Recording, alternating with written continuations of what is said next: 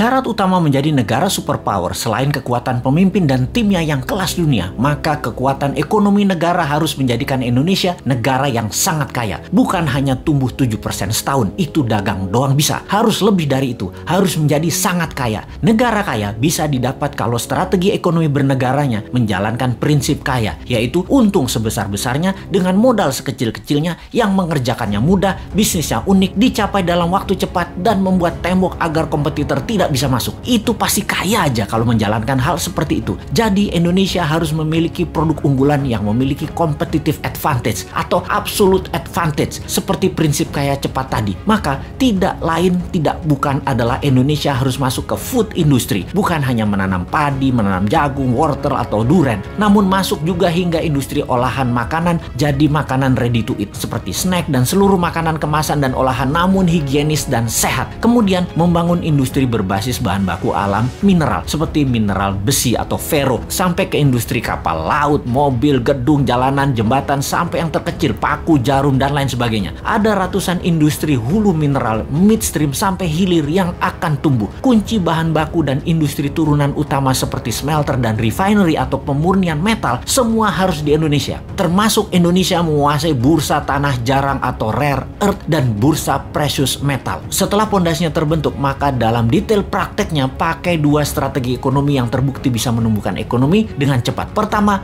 bottom up, dari bawah ke atas, di mana kita akan membuat UKM scale up dari 20 juta pengusaha kelas kecil saat ini, 50%-nya dalam waktu 10 tahun menjadi pengusaha kelas menengah, dan 50% kelas menengah tadi menjadi kelas besar dengan pinjaman 0% menggunakan printing money yang diutamakan adalah industri serta manufaktur. Yang kedua adalah trickle down, dari atas ke bawah, di mana kita akan membuat 1000 konglomerat baru. Program ini bernama Bossman Boys. Setiap provinsi akan diseleksi mereka yang nasionalis, sudah memiliki pengalaman bisnis minimum 10 tahun, sudah memiliki organisasi dan tim manajemen yang tangguh. Mereka rata-rata akan diberikan standby loan 5 triliun rupiah tanpa bunga yang harus dikembalikan dalam 7 tahun utuh. Seleksinya nasional berdasarkan prestasi, meritokrasi sistem. Yang terpenting karakternya adalah NKRI garis lurus, visioner, agresif, dan terukur. Oligarki mules nih kalau program ini dijalankan. Makanya jangan pilih Mardigu jadi presiden.